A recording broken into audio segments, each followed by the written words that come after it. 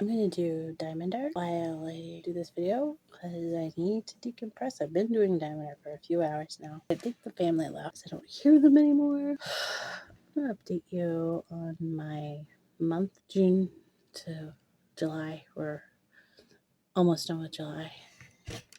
So 2 months, the past 2 months. I started out at the beginning of June, or no, end of March, and end of May.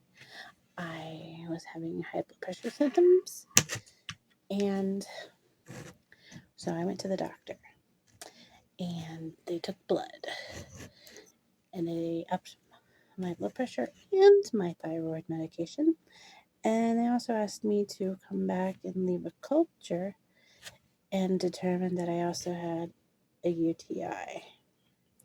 And I was going on vacation, and when I came back, they had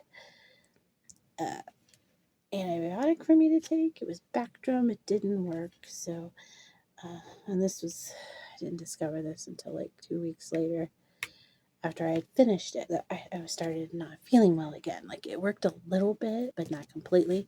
So after like a week or two, I started not feeling well again. I went back, and they were like, "Yep, you still have an infection." So they put me on Cipro, and that's when I went on vacation. So I took it when I got back.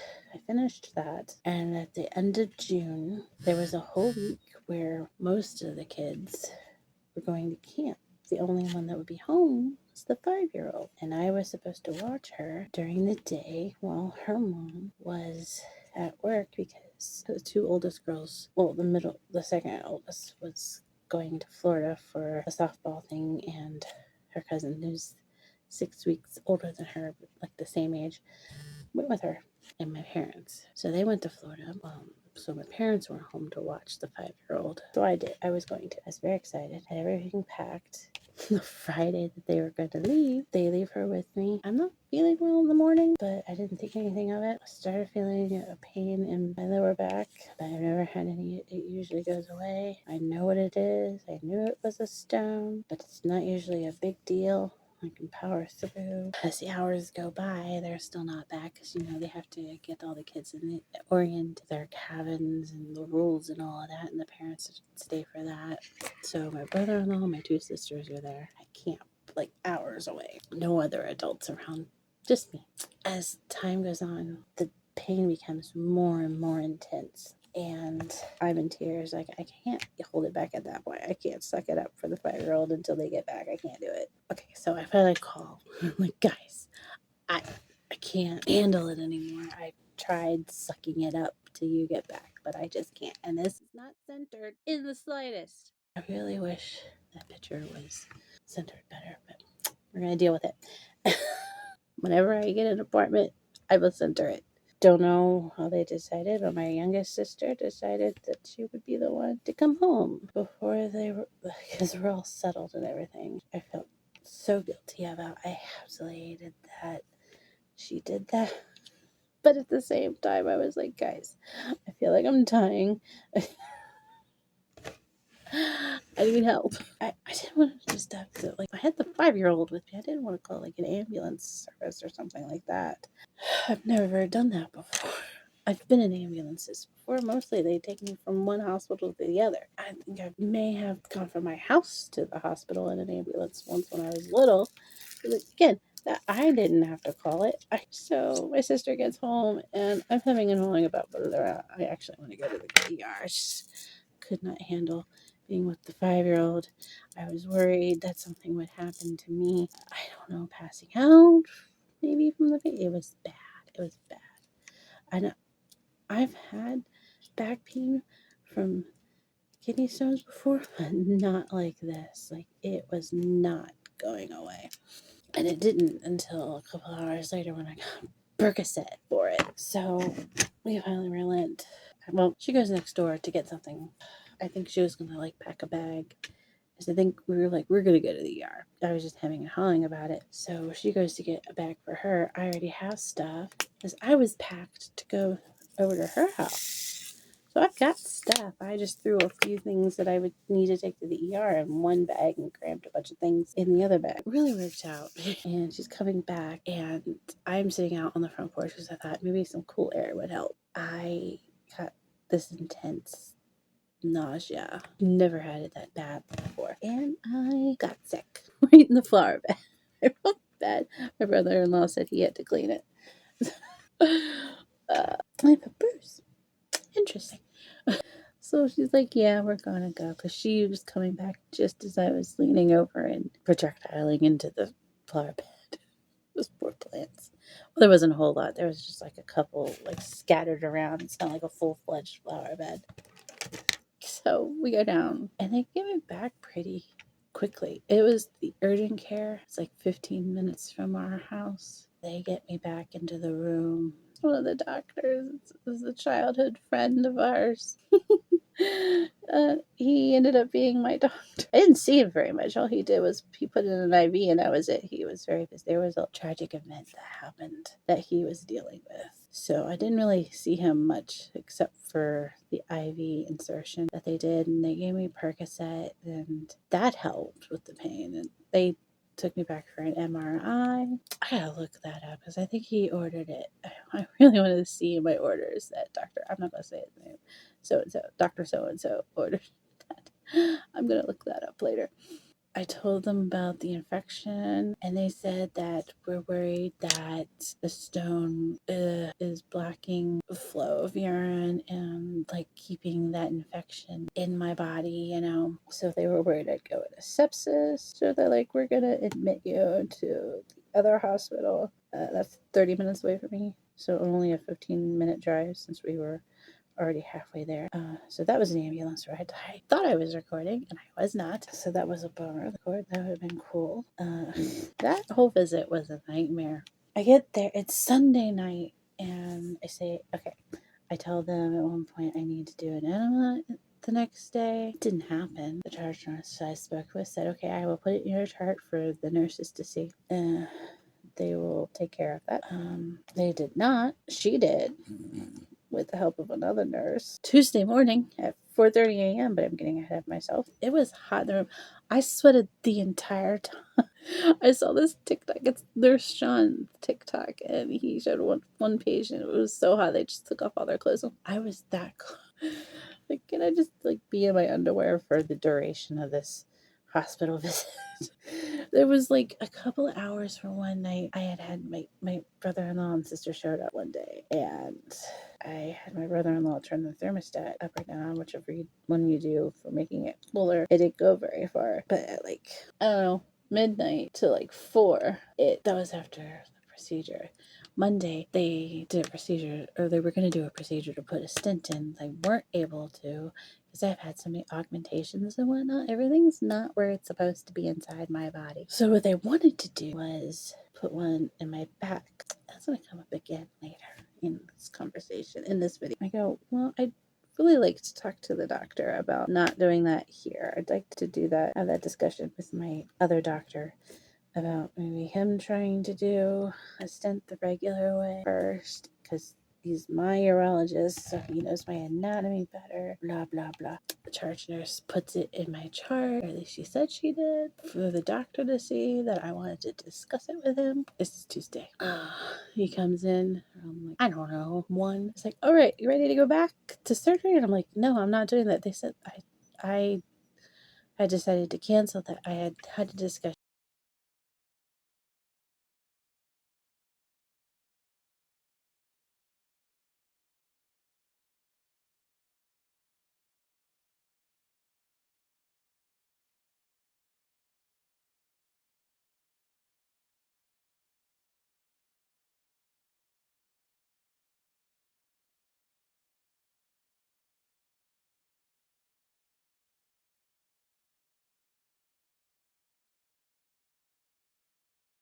which is what I've been doing since then. So she's like, okay, I'll get your discharge started. And a few minutes later, that doctor comes in. It's like, all right, let's go to surgery. And I'm like, no, it's been canceled. He's like, okay. And he does talk to me and my youngest sister for a few minutes, but then he left. In between all of that, the first night, I mentioned that I use a CPAP at home and that I could get my sister to bring it the next day, but I would need one. It's uncomfortable to sleep without it, right now at this point. So they're like, I know they might not have very many machines left. So do you want me to call them anyway? I'm like, yeah, I really wish you would. I know what it's like to not get a very good night's sleep at the hospital. It's so weird. Like, they keep you up all night doing this, that, and the other. And then all day, I just sat around all day waiting to go to surgery. So I could hear the guy on the phone, and he really didn't want to give up his machines. She had him come down, and he basically came down and guilted me into just saying, you know what, never mind. I'll do without. I didn't sleep very well. I was sweaty. Didn't have a breathing machine. I wasn't allowed to eat because I was having the procedure the next day. I don't know what it is. Triggers something in my brain. As soon as the hospital tells me not to eat or drink, I'm immediately hungry and very thirsty.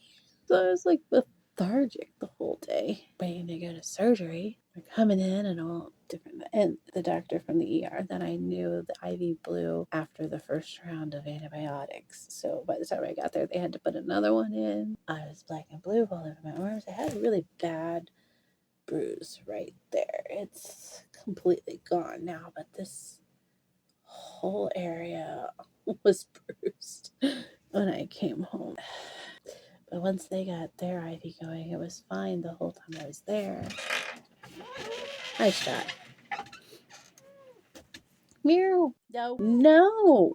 Ugh. Why? Okay. And then at one point, there was this one nurse, an older lady, who Sam, my youngest sister, pointed out was weird. Like, she would ask the most condescending question and then laugh like she was joking when she asked it. What was one of the questions? She was asking me about my medications. I told her I take blood pressure and my thyroid pills on a regular basis. The cat's rubbing her head on the phone. Hi, I see you. You're a very good girl. I'm just turning that off. I'm too distracted. Hi. So, put this over here so you don't knock it over. Beads everywhere. Yeah, it's hot. It's hot. Oh no, it's that sticky. Strat. You're right in front of the camera. Stratus. Come here. Come here. Come on. Come here. Come here. Come here, pretty girl. Okay. Okay. Okay. Good girl. No. No, no. Just stay off. Stay off the table. Can you do that? Can you be cool about it? Okay.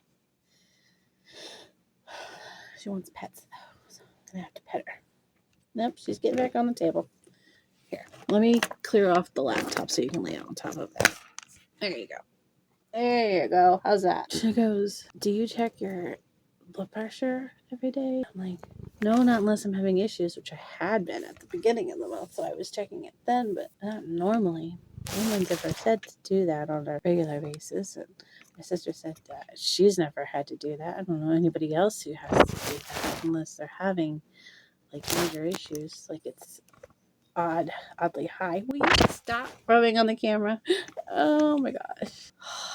You're making this very interesting. Stop it. You just made it seem like it's very odd that you're not checking your blood pressure every day. Why would I, unless the doctor told me to? Should we just have a crooked video the entire day? I mean, this is how my couple of months have gone anyway, so very crookedly. My sister pointed out that that was weird. It was. It was very weird. The next day, she brought my CPAP, but charging plug-in thingy for it fell out of the bag at the house.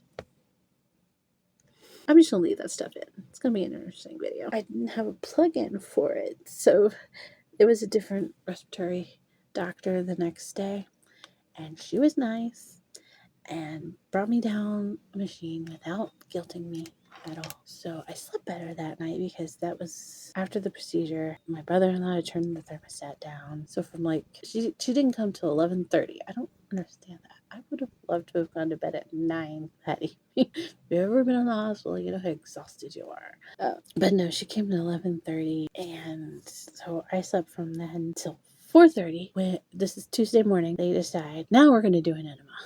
4:30 in the morning. I don't know why, because the procedure that I didn't want to do wasn't scheduled until much later in the day. And it wasn't like I was doing anything else. I didn't go for any other tests. They took blood several times and my vitals, but that was it. I was barely allowed to eat. had a couple of snacks. Every time, I always missed out on the good snack, which was turkey sandwiches. Apparently they have, but every time, like the first night, it was too late and they were already out. And by the time I got back from surgery, they were out. So, no, I did have dinner, but then I missed out on the turkey sandwich later in the evening for snack. So I had one meal Monday. Tuesday I had breakfast. Those two meals were fine. They tasted fine. I can't remember what the first one was. They tasted fine. And the snack ended up being graham crackers and peanut butter, which is so good that I like it now. It's my go-to. You're gonna gag on that pen. Why are you doing this? So then, like, the last meal I had was for lunch. It was meatloaf and mashed potatoes and broccoli, steamed broccoli, which I do like steamed broccoli. There's no seasoning on any of these items whatsoever. So I have to ask for Mrs. Dash, which they had, or I asked them for some sort of seasoning if they had any, and they had Mrs. Dash packets. Didn't help. So when I was finally discharged, this is burping this gross tasting meatloaf out. So gross. So, like, I had gotten on the phone with my urologist, and they said, well, let us look at the scan. The scan's from Sunday night, and we'll get back to you. They didn't. I got distracted and didn't think anything of it until the next week, which was my catheter change appointment. Oh, that was the other thing. Because I had an infection, they decided to change my catheter. And I usually have a 20, which I prefer because they don't clog as easily. Although I've had a lot of success with this catheter that I have now. So they apparently didn't have any 20s on the floor, so they put in a 16, whatever. But when I went back to get it changed, like I do on a regular basis every 3 weeks, the next week I was due. So I went back and they couldn't get a 20 in, and they couldn't even get another 6, which is what the hospital had put in. So they put in a 14, and that's what I've had for the past few weeks. Oh, ow. So I'm going to start doing this again.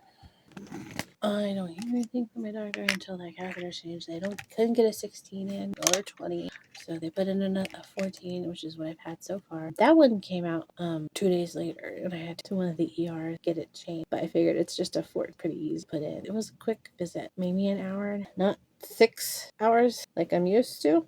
So that changed it out. It's been fine since then. I'm making sure I flush it. Oh man, she tape. I don't know how I get such a good reputation because it's so. And when I get to that appointment, they have no idea about any of this. The hospital stay, conversation I had, I can't remember who I spoke to. So they're like, okay, we'll put it in your nose. We'll talk to Dr. Mahdi about it, get it situated, figured out, and we'll call you back.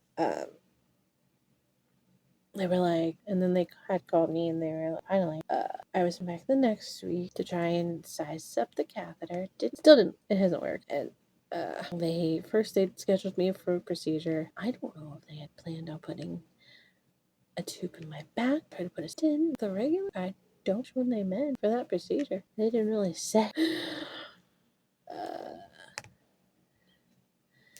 So then they called me and they're like, well, no, now they want to cancel that and have you come in and do another since it had been a couple of weeks since the initial CT, and they wanted me to do some blood tests, so I came in and did those. And today when I saw him, he said it was a 6 millstone. The initial visit they said 8, and then the hospital that I was admitted to said 8.6. I'm not sure exactly how much it was to begin with. I'm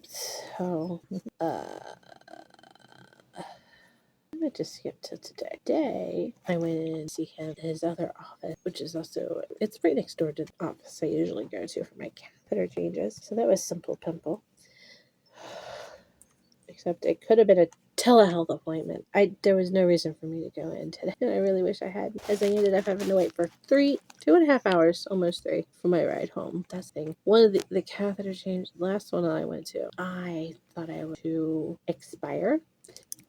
On the way to that, I have the best rep at United Healthcare. Her name is Fran. She called me on my birthday to wish me a happy birthday. Love her. And she's been great. Anytime I've ever had a question or a complaint or anything like that, help figuring out an issue with transportation, she has been phenomenal. So if I feel like I'm on the verge of tears for any issue I'm having, I call her. Well, I might call my mom first, and then I call, which I did call this time when I went to this catheter change appointment.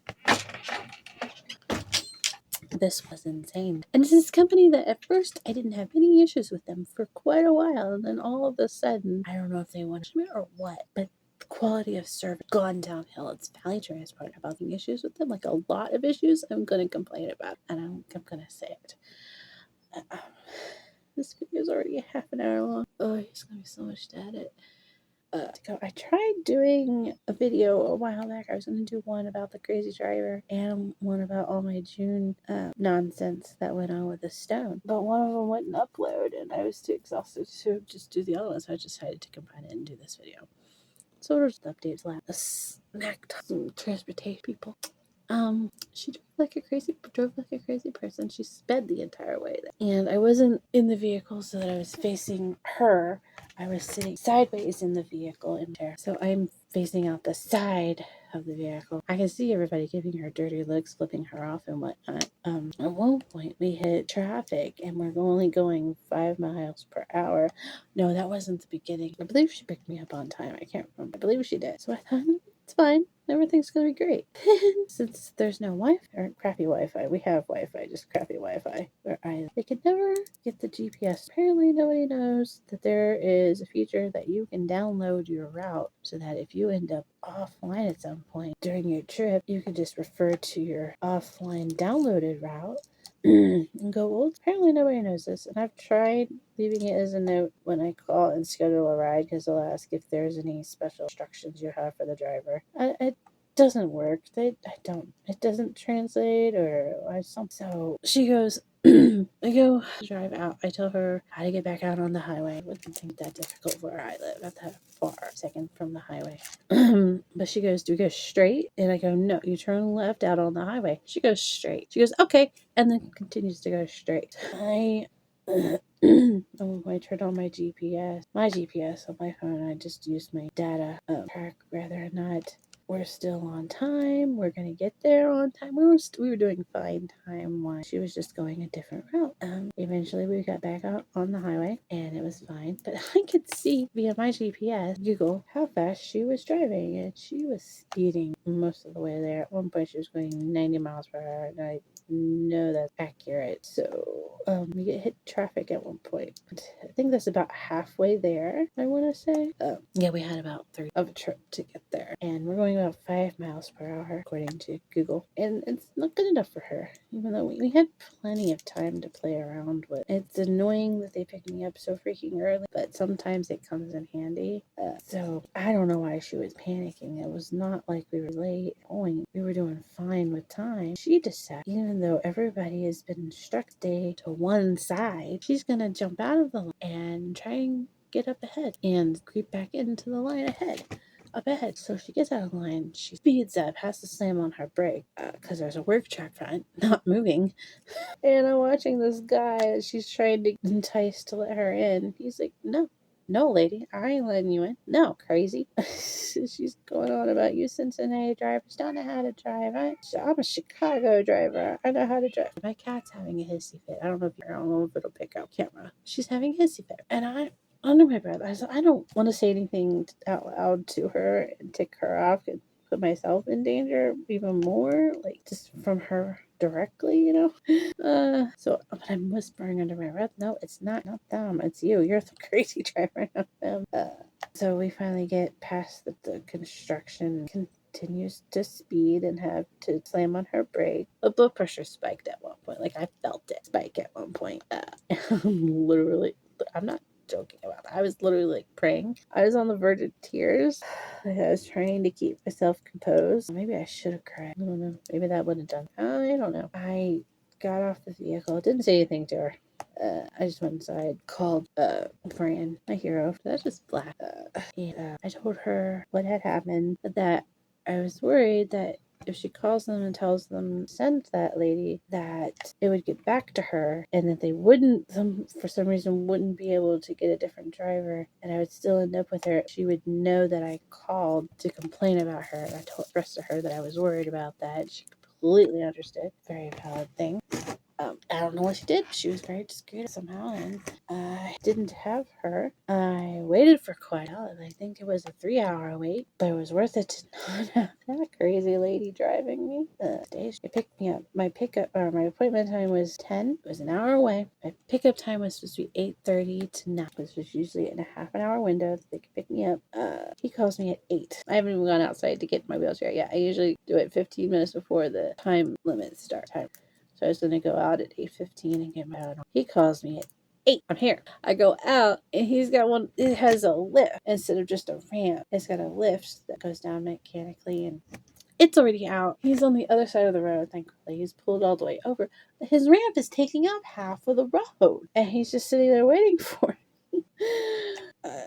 I got home later and my nephew was like, "Yeah, I noticed that. Why was he doing?" I don't know. No, I have no idea. And the other thing was, I simply hate when delivery drivers or transportation people have music playing. It's so unprofessional, especially when it's inappropriate music. Which this I don't know if I would call it inappropriate music, but there was cursing in the song. He had his phone playing in his pocket. This is the other thing that bothered me. On full blast. I think it Jay's a lot of cursing. It's unprofessional to me. I don't know. I might be upset, but whatever. But when he's like strapping me in and everything, the phone is in his pocket, so it's right here to me. Full blast music.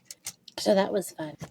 And then when I was done, called Motive Care. They are the people that I schedule my rides through, and also when I'm done with my appointment, I call them and say I'm ready for my return trip, and they're supposed to call the transportation company, letting the driver know.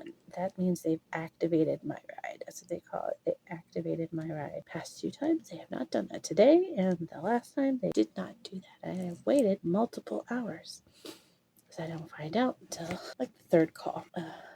She tells me it looks like he's close, so I figure about 20 minutes. She says you should be getting a text within 10 to 15 minutes that he's close or something like that. I wait. He doesn't call. He's not there. So I call again. I can't remember if it was this time or the 3rd phone call that they tell me, "Oh, your ride was never activated to begin with, and Valley Transport doesn't text anyway." I'm like, they text to confirm the ride the day before the appointment.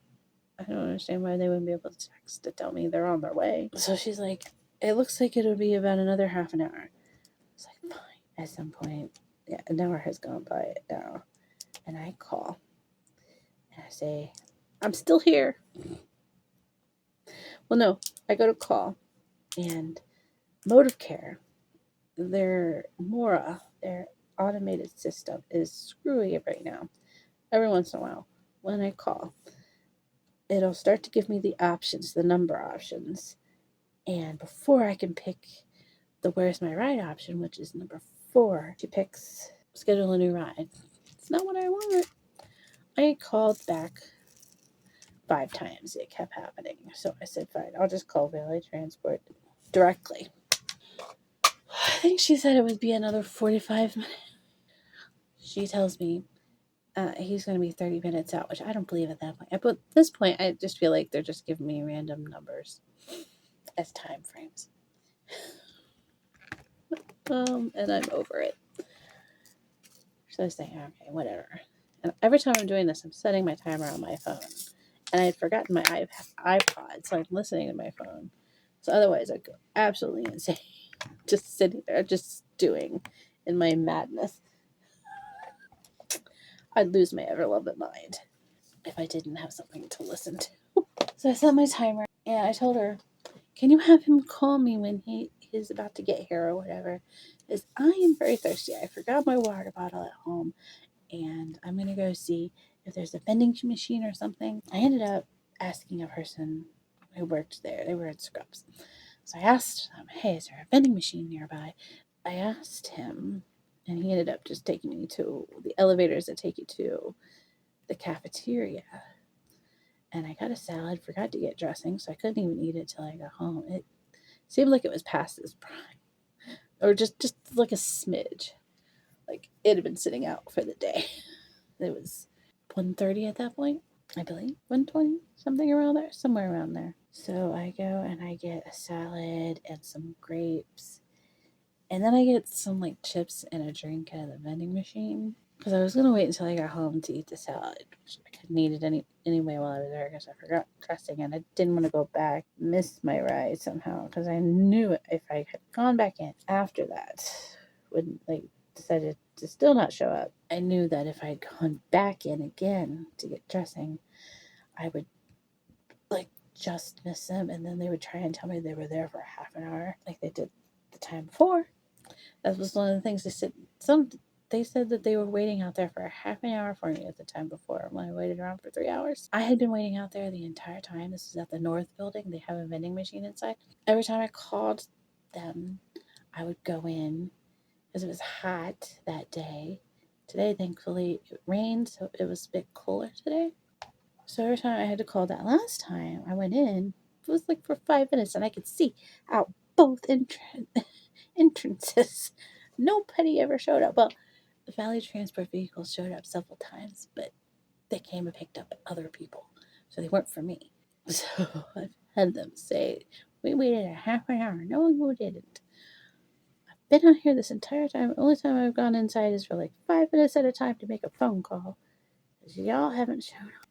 They tried to lie about that. So she said, "Yeah, I'll make sure that they call you." And I went in, got a snack, came back outside, waited and waited and waited and waited. And he didn't show up at the allotted amount of time that he was supposed to show up again. So I called again, and she said that he's 5 minutes away, which he ended up being. 5 minutes away, and it was the same dude from that morning. And I come to find out, not only was he listening to music, he had YouTube pulled up on his phone. And I did notice it on the way up there, because I did kind of nod off multiple times in the morning on the way there. But I was wide awake on the way home. I was ticked. He was on YouTube, and every time he wanted to listen to a new song, he had to look at his phone, scroll to find a new song, type it in or whatever.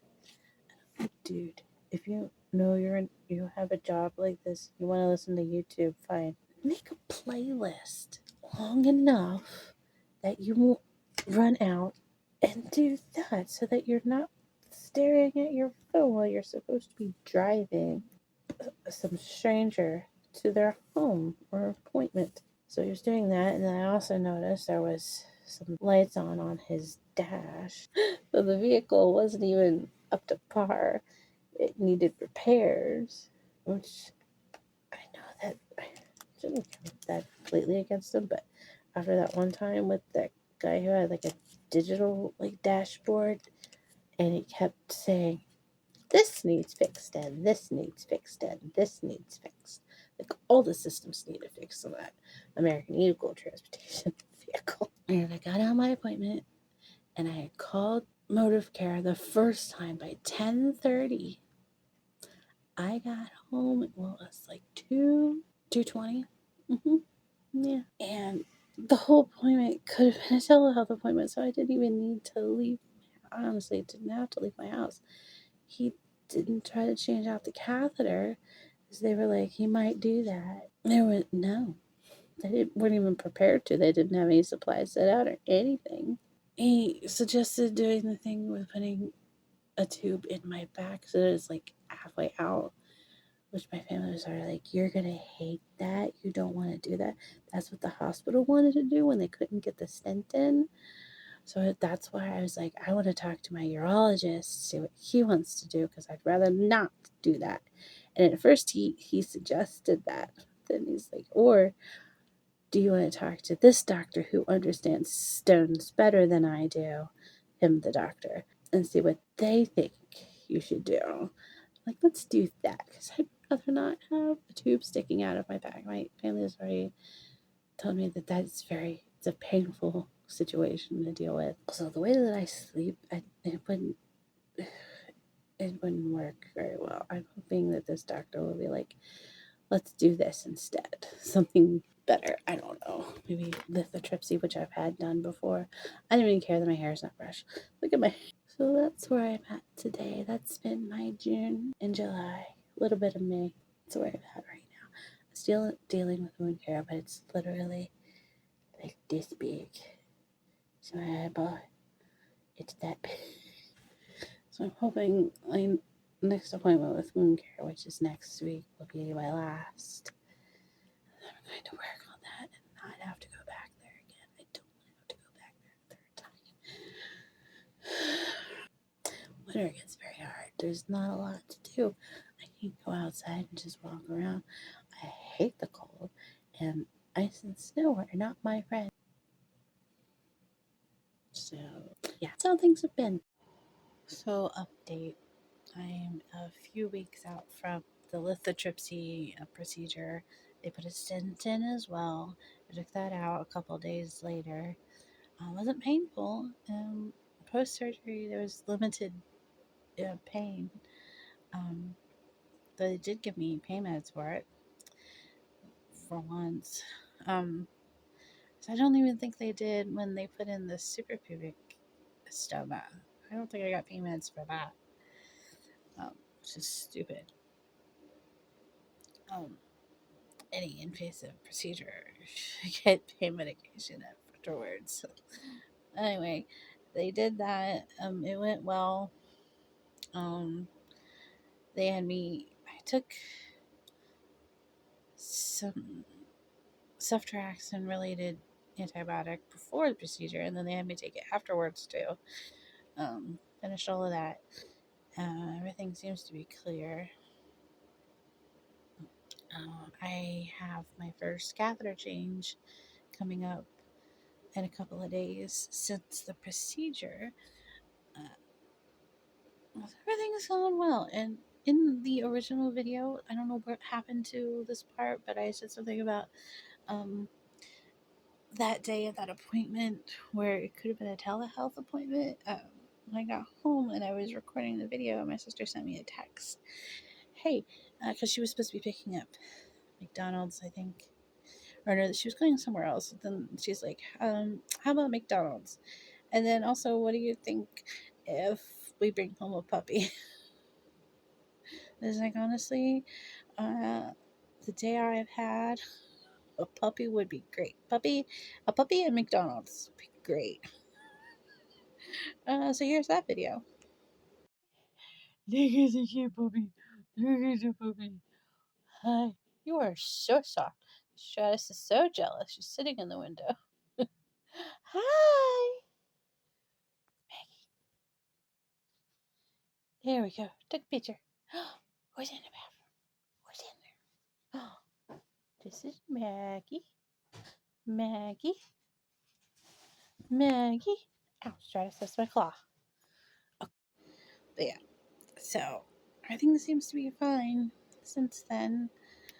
Uh, wound care. My throat did get a little worse, but it's rapidly getting better. Once it got a little bit worse, it got just a little bit bigger. There was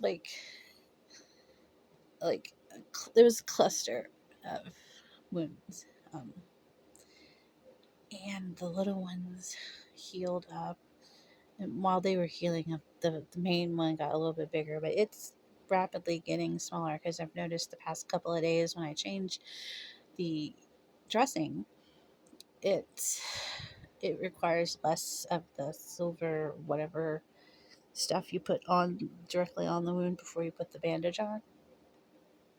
So there's that. So I'm hoping my next appointment is on the 20th. It is currently the 9th.